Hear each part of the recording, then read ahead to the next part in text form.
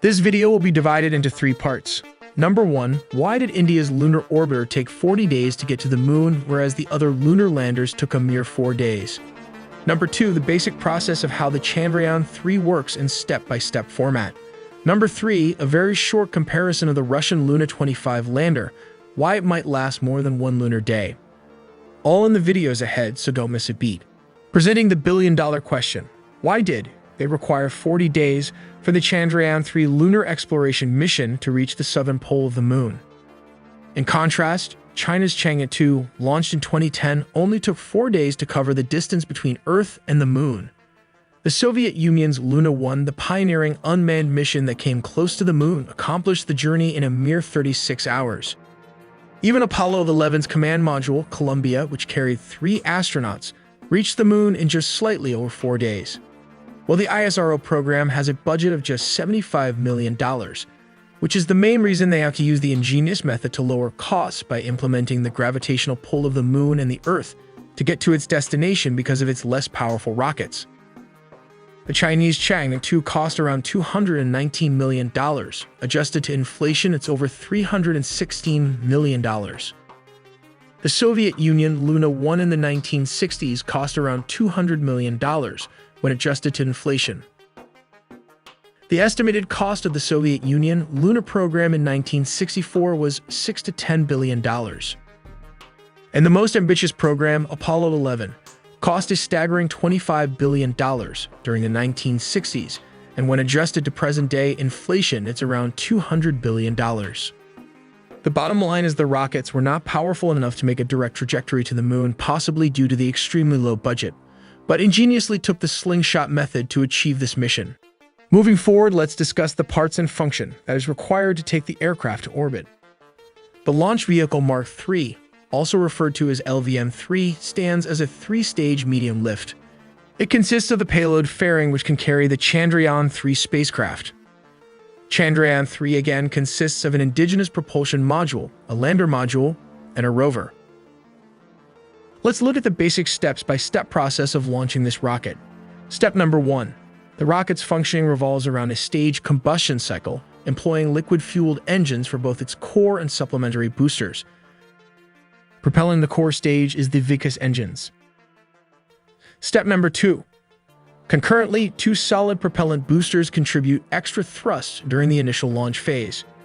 The upper stage of the LVM-3 incorporates the C-20 engine, an indigenous cryogenic engine developed in-house, furnishing the required thrust to attain the intended orbit. Step number 3.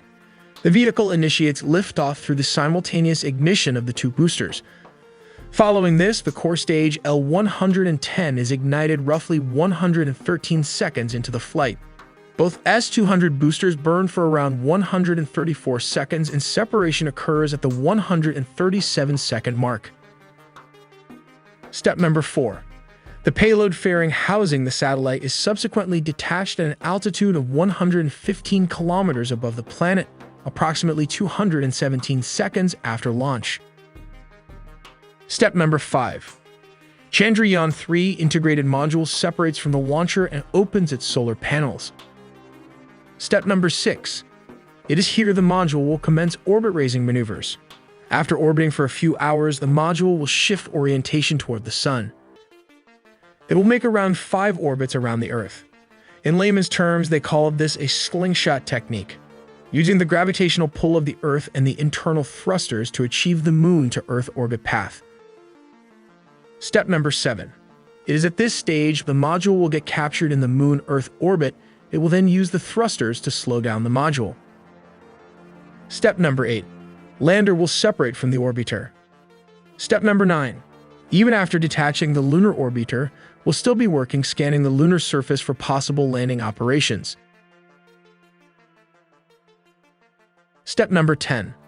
The lander will then initiate the deboosting procedures as shown in the animations. Step number 11. After a successful soft landing, the lander will open its door. The rover will move out to explore and conduct scientific experiments as shown in these animations. Interestingly, the Russian Luna 25 is also landing on the south pole of the moon. This is one of the coldest parts of the moon and supposedly contains water, which is liquid gold in outer space. For this reason, upon landing, the Chandrayaan-3 mission will operate for 1 lunar day. Yes, that's right, but this is equivalent to 14 Earth days, as shown in these animations. This is due to the extreme cold on the south pole of the moon, freezing all its equipment. It is because there is no sunlight to power the lander and the orbiter. But the Russian Luna 25 might survive harsh freezing temperatures considering it uses a radioisotope device to generate heat with plutonium at night. Till then, check out the many engineering animations as we make original videos from scratch in 4K 3D animation, with just 2 people working on this channel. So please like and subscribe for more videos to come.